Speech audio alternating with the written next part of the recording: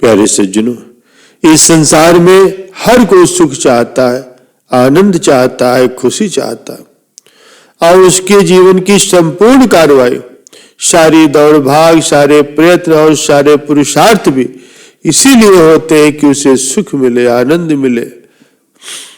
लेकिन मिलता उसे दुख, संताप और परेशानी है। जैसा कि गुरु नानक देव जी महाराज जी फरमाते हैं कि सुख को मांगे सबको, दुख ना मांगे कोई। सुख को दुख अगला, मन मुख बूझ न हो। फरमाते हैं कि सब कोई सुख ही मांगता है, सुख ही चाहता है। दुख की मांग तो कोई नहीं करता, लेकिन सुख की चाह न करने पर भी सबको दुख ही मिलता है। ऐसा देखकर भी मनमुख व्यक्ति ये समझ नहीं पाता कि आखिर ऐसा क्यों हो रहा है। गोस्वामी तुलसीदास जी के वचन है, यतन बहुत सुख के किए, दुख को कियो न कोय।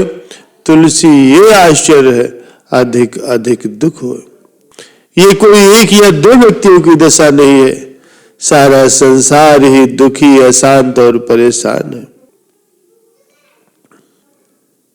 संत फरीद साहब जी कहते हैं कि पहले तो मैं केवल यही समझता था कि मैं ही दुखी हूं, लेकिन इस संसार की दशा को देखकर तो ऐसा लगता है केवल मैं ही संसार में दुखी नहीं हुआ, पितु दुखी तो सारा संसार ही है।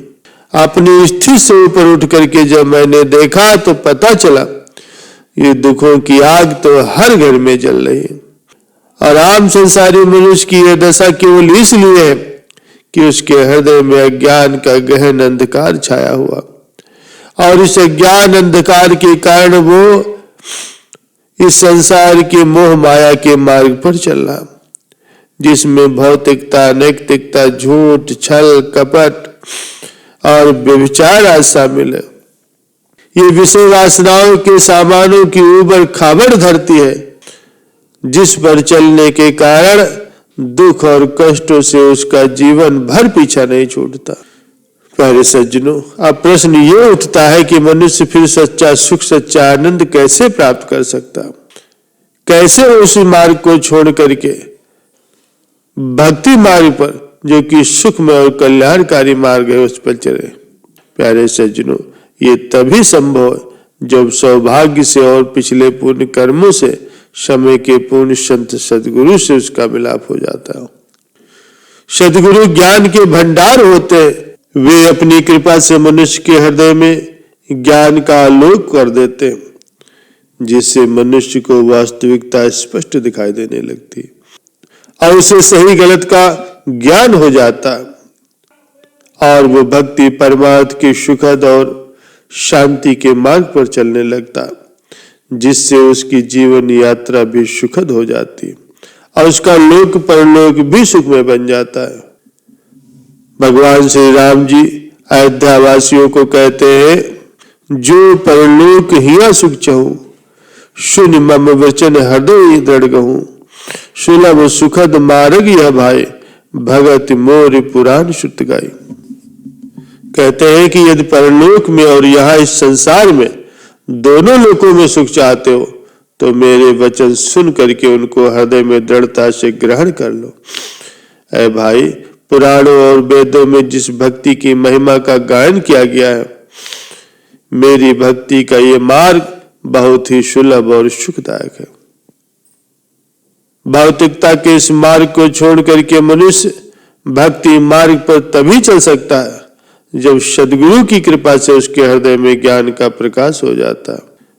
संतों के वचन है, काल माया की अंधेरी रात में ये जीव है भटक रहा, बिना ज्ञान की रोशनी के ये बहुत दुख है उठा रहा। भाग्य से जब मिल जाए सद्गुरु तो ज्ञान का उजियारा हो गया, अज्ञान तिमिर सब मिट गया, सुख का सवेरा हो गया।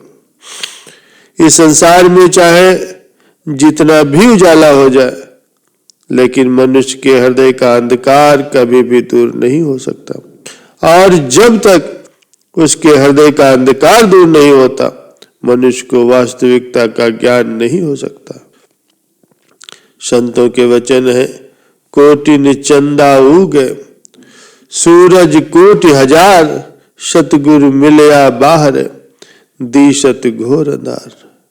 पूर्ण संत सदगुरु की कृपा के बिना मनुष्य के हृदय में विद्यमान अज्ञान और अंधकार कभी भी दूर नहीं हो सकता, फिर चाहे करोड़ों सूर्य और चंद्रमा का उदय ही क्यों न हो जाए।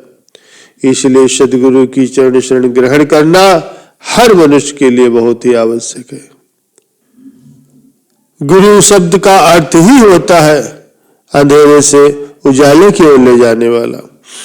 गु अंधकार का प्रतीक है और रू प्रकाश का, अर्थात गुरु शब्द उस शक्ति का परिचायक है जो ज्ञान के द्वारा मनुष्य के हृदय में विद्यमान अज्ञान और अंधकार को नष्ट कर देता है।